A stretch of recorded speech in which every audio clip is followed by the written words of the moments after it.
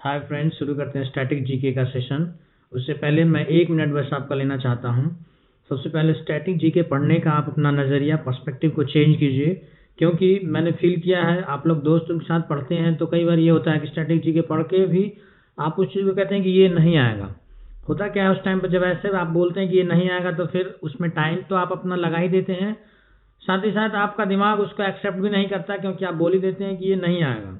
तो इस नज़रिए को चेंज कीजिए और आप इस तरीके से पढ़िए कि मैं नॉलेज के लिए पढ़ रहा हूँ। इसका फ़ायदा क्या होगा, जब इस तरीके से आप पढ़ेंगे, लगभग 1 महीने आप इस फीलिंग के साथ पढ़ें, इससे ये होगा कि 4 ऑप्शन जो सवाल में आते हैं ना, उसमें 3 ऑप्शन तो आपको पता होगा, चौथा ऑप्शन नहीं भी पता होगा, फिर भी आप 3 ऑप्शन छांट करके चौथा ऑप्शन को आंसर के रूप में लगा सकते हैं, जिसको एलिमिनेशन मेथड कहते हैं। तो एलिमिनेशन मेथड ऐसा नहीं है कि कोई डायरेक्ट कहीं से कुछ दिमाग आ जाता है। एलिमिनेशन मेथड का मतलब यही है कि आपने चीज़ों को सही तरीके से पढ़ा था और आपने वहाँ पर छांट लिया कि ये तो बिल्कुल नहीं होगा। तो यही मेरा आज का वो था, आपको बताना चाहता था जो मैं फील करता था अपने तैयारी में। अब देखिए, आज हम बात करते हैं स्टैटिक जीके के। ज़्यादातर सवाल एग्जामिनर 6 महीने के करंट अफेयर से संबंधित पूछता है स्टैटिक जीके का, ये मैंने लिखा है, ये बिल्कुल सही बात है। आइए शुरू करते हैं। 21 नवंबर 1947 को आज ही के दिन आज़ाद भारत का पहला डाक टिकट पोस्टल स्टैंप जारी किया गया। ये आज़ाद भारत का है। अगर आपसे नॉर्मली पूछा जाए कि पहला डाक टिकट कब जारी किया गया, तो 1858 में। पोस्ट इंडिपेंडेंस लिख रखा है मैंने, मतलब आज़ादी से पहले। अच्छा, 1858 की बात हुई है तो 1858 पर, मतलब उस टाइम पर वाइसरॉय कौन थे भारत के? Lord Canning. अगर आप कहेंगे तो लास्ट में मैं लॉर्ड कैनिंग से जितने भी सवाल बन सकते हैं वो सारा करवा दूंगा। फिलहाल अभी आपको ये ध्यान रखना, 1858 में पहली डाक टिकट जारी हुई। दूसरा सवाल ये बन सकता है कि आज़ाद भारत का पहला डाक टिकट कब जारी हुआ, तो 21 नवंबर 1947। डेट नहीं भी पूछे तो ईयर तो जरूर पूछ लेता है। और यहाँ तक कि ये सवाल पूछा गया है कि इस पर क्या छपा रहता है। 4 ऑप्शन रहता है: गांधी जी, लाल बहादुर शास्त्री, जय हिंद और महात्मा गांधी। महात्मा गांधी तो बोल ही दिया, एक ऑप्शन और भी आप कुछ रख लीजिए तो आपको आंसर पता होना चाहिए। जय हिंद छपा था पहला जो पोस्टल स्टैंप था भारत का। उसके बाद एक सवाल और बनता है कि महात्मा गांधी की तस्वीर वाली भी डाक टिकट छपी गई है, तो ये कब छपी है? ये 15 अगस्त 1948 को छपा है। और सवाल यहाँ तक कि पूछ लिया गया है कि कौन से कितने रुपए के नोट में छपा है, तो 10 रुपए के नोट में ये डाक टिकट छपा था। बात करते हैं ग्रेट साइंटिस्ट सीवी रमन। पूरा नाम इनका चंद्रशेखर वेंकट रमन है। इनकी मृत्यु हो गई थी 21 नवंबर को 1970 में। लेकिन सवाल जन्म और मृत्यु से नहीं पूछता, ये तो एक रेफरेंस पॉइंट है, मतलब कि हम इस तरीके से किसी ग्रेट पर्सनालिटी को याद कर लेते हैं। सवाल तो यहाँ पर सीवी रमन से ही पूछा जाएगा। देखिए, सीवी रमन से पहला सवाल, ये पहले एशियाई नागरिक बने जिनको साइंस के क्षेत्र में नोबेल प्राइज मिला था। कई बार ये क्वेश्चन पूछा गया है कि नोबेल प्राइज सीवी रमन को कब दिया गया? 1930 में। किस वजह से दिया गया इसको जानेंगे तो एक सवाल आपका और क्लियर हो जाएगा। देखिए, स्कैटरिंग ऑफ लाइट, प्रकाश का प्रकीर्णन, इसके बारे में गहरा अध्ययन किया और पूरी दुनिया को एक खोज दिया, जिस खोज का नाम इन्होंने रमन इफेक्ट रखा, रमन प्रभाव रखा हिंदी में। तो आपसे अगर रमन प्रभाव पूछा जाए तो स्कैटरिंग ऑफ लाइट होता। अगर ज़्यादा डीप जाके पूछे, जैसे कई बार अभी पूछा गया है कि रमन प्रभाव किस तरह का स्कैटरिंग ऑफ लाइट है, ऑप्शन में इलास्टिक स्कैटरिंग ऑफ लाइट और in elastic scattering of light, तो आपको in elastic scattering of light बताना होता है। हालांकि ये बहुत डीप क्वेश्चन है, कई बार नहीं पूछा गया है, बहुत यूनिक, एक आध बार पूछा गया अभी तक। फिलहाल हम चर्चा करते हैं रमन इफेक्ट की खोज 28 फरवरी 1928 को किया था। बहुत इंपॉर्टेंट बन जाता है ये डेट, नोबेल प्राइज से जुड़ा हुआ है इसलिए इंपॉर्टेंट बन जाता है। अब देखिए यहाँ पर 28 फरवरी को आप देखेंगे, 28 फरवरी को हम राष्ट्रीय विज्ञान दिवस मनाते हैं। याद हो जाएगा आपको, क्योंकि इसी दिन रमन इफेक्ट की खोज हुई थी और इसी कारण से हम सीवी रमन को याद करने के लिए राष्ट्रीय विज्ञान दिवस मनाते हैं। इसके साथ साथ नोबेल प्राइज की बात आई है। नोबेल प्राइज को अच्छे तरीके से करेंगे चर्चा। सबसे पहले 1901 में शुरू हुआ नोबेल प्राइज। ये सवाल नहीं पूछा जाता है नॉर्मली, पुराना क्वेश्चन हो गया, मतलब आज पूछा जा रहा है आज के सिनारियो में कि कौन से डेट को दिया जा रहा है। तो 10 दिसंबर को दिया जाता है, क्योंकि 10 दिसंबर को ही इनका डेथ हुआ था, मृत्यु हुआ था अल्फ्रेड नोबेल का। कितने क्षेत्र में दिया जाता है? वर्तमान में 7 क्षेत्र में। शुरुआती कितने क्षेत्र में दिया जाता है? 6 क्षेत्र में। ध्यान से देखेंगे, अब मैं इस स्टिक के हिसाब मदद से दिखा रहा हूँ आपको। यहाँ पर ये स्टिक थोड़ा हिलता रहता है।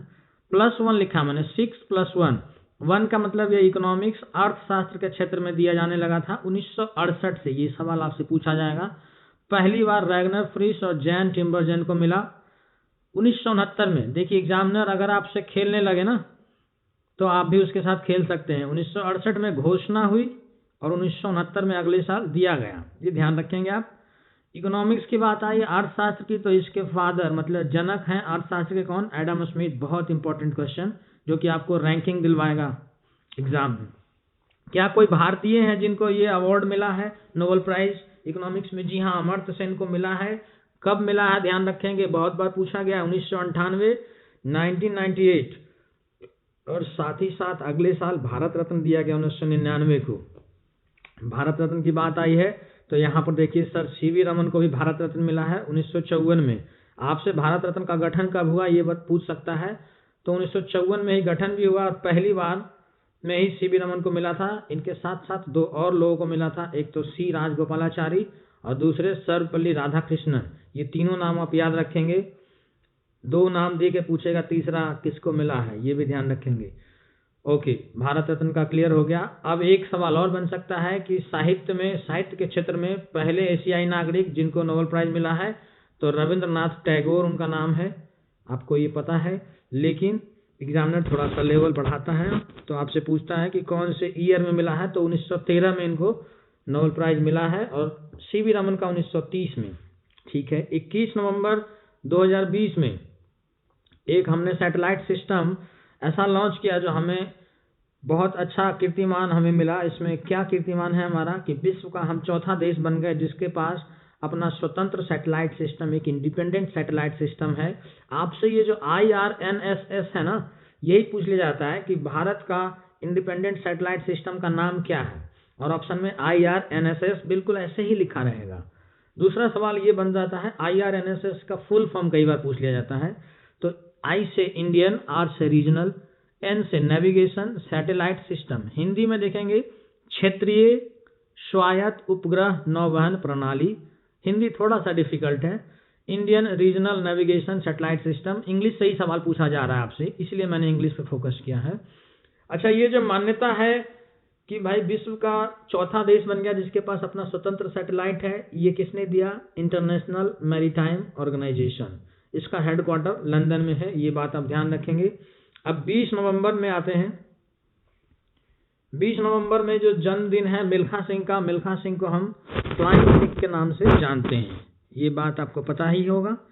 लेकिन साथ ही साथ अभी मिल्खा सिंह के बारे में थोड़ा और चर्चा करेंगे। इसके सिवाय मैं एक बात और कर लूँ आपके साथ कि मिल्खा सिंह को तो फ्लाइंग सिख कहते हैं और अपना जो कपिल देव है उनको हरियाणा हरिकेन कहते हैं, बहुत बार सवाल पूछा गया है। दूसरा सवाल मैं बताता हूँ आपको, लिटिल मास्टर के नाम से हम सुनील गावस्कर को जानते हैं, और कमेंट बॉक्स में आप जरूर बताएंगे कि हम मास्टर ब्लास्टर के नाम से किसको जानते हैं। मिल्खा सिंह से इंपॉर्टेंट बात यह है कि इन्होंने 3 ओलंपिक में हिस्सा लिया, 1956 मेलबोर्न, 1960 रोम, 4-4 साल बाद गैप है, याद करना आसान होगा। 56 में मेलबोर्न, 60 में रोम, 1964 में टोक्यो। टोक्यो वाला बहुत इंपॉर्टेंट बन जाता है क्योंकि 2021 में भी टोक्यो ओलंपिक हुआ है और इस बार मिल्खा सिंह का मृत्यु भी हो गया, निधन भी हो गया इनका। तो आपसे ये पूछा जा सकता है कि मिल्खा सिंह ने लास्ट अंतिम बार से कौन से टोक्यो ओलंपिक नहीं, कौन से ओलंपिक में हिस्सा लिया, तो आपको बताना है टोक्यो ओलंपिक 1964। आज ही के दिन 20 नवंबर को हम क्या मनाते हैं? विश्व बाल दिवस, वर्ल्ड चिल्ड्रन डे। साथ ही साथ आप नेशनल चिल्ड्रन डे भी याद करेंगे, राष्ट्रीय बाल दिवस 14 नवंबर को मनाते हैं। इसी दिन जन्मदिन है पंडित जवाहरलाल नेहरू का, तो 20 नवंबर को विश्व बाल दिवस और 14 नवंबर को नेशनल चिल्ड्रंस डे। इसके साथ अब जैसे ही आया है आपका ये जो मैंने दिखाया आपको यहाँ पर 1858 की बात है, पोस्टल स्टैंप पहली बार कब जारी हुआ था? डाक टिकट 1858 में। तो इससे रिलेटेड एक क्या मतलब लॉर्ड कैनिंग के हिसाब से जो भी सवाल बन सकते हैं उसको भी मैंने करवा दिया आपको। अगर आप ज़्यादा इंटरेस्टेड हैं स्टैटिक जीके में तो इसको देख सकते हैं। सबसे पहला सवाल, लॉर्ड कैनिंग जो है अंतिम गवर्नर जनरल थे, लास्ट गवर्नर जनरल थे भारत की। इसके बाद आपको पता है 1857 की जो क्रांति हुई थी मंगल पांडे ने किया था, तो गवर्नर जनरल के नाम से भारतीयों को विद्रोह हो गया था। जैसे ही गवर्नर जनरल का नाम सुनते थे इनको गुस्सा आ जाता था। अंग्रेजों ने क्या गेम खेला, गवर्नर जनरल का नाम चेंज कर दिया, वाइसरॉय कर दिया। हालांकि आदमी वही था, आपसे सवाल ये बन सकता है कि लास्ट गवर्नर जनरल भारत का कौन? Lord Canning. और पहला भारत का पहला वाइसरॉय, ये भी लॉर्ड कैनिंग। देख रहे हैं कैसे सवाल बनता है। चलिए, जब ये गवर्नर जनरल थे तो इन्होंने क्या क्या किया, ये सवाल कई बार पूछे गए हैं। और आप देखेंगे विडो रीमैरिज एक्ट इन्होंने लागू किया 1856 में, हिंदी में विधवा पुनर्विवाह अधिनियम। उसके बाद ये सवाल बड़ा इंपॉर्टेंट बन जाता है, यूनिक, आपको रैंकिंग देगा ये। हड़प नीति, डॉक्ट्रिन ऑफ लैप्स को खत्म किसने किया? तो लॉर्ड कैनिंग ने ही किया था। चलिए, जब ये वाइसरॉय बने तो इन्होंने क्या क्या किया? वाइसरॉय बने तो इन्होंने पहला जो सिस्टम यहाँ पर शुरू किया, इसको आप डेट से सिलसिलेवार तरीके से देखेंगे। देखिए, सबसे पहला काम 1857 में क्या किया इन्होंने? कलकत्ता, बॉम्बे, मद्रास यूनिवर्सिटी की स्थापना करवाई 1857 में। डेट भी पूछ सकता है, कौन सा यूनिवर्सिटी था ये भी पूछ सकता है, किसने शुरू किया ये भी पूछ सकता है। उसके बाद 1858 में इनकम टैक्स का अधिनियम आया। 1859 में भारतीय दंड संहिता की आपराधिक प्रक्रिया, Indian penal code of criminal procedure 1859। ये सब पूछा गया सवाल है। आपसे पूछा जाता है कि इनकम टैक्स किसने शुरू किया, तो लॉर्ड कैनिंग ने। 4 उसके वाइसरॉय के ऑप्शन दे देते हैं। उसके बाद जो बंगाल का नील विद्रोह हुआ था, ये किसके कार्यकाल में हुआ था? ये भी लॉर्ड कैनिंग के कार्यकाल में हुआ था 1860 में। लॉर्ड कैनिंग का वाइसरॉय का जो कार्यकाल है, ये भी कई बार सवाल पूछा गया। 1858 से 1862 में ये कार्यकाल हुआ। आज के लिए इतना ही रहेगा दोस्त, बहुत ज़्यादा डेटा दिया है मैंने।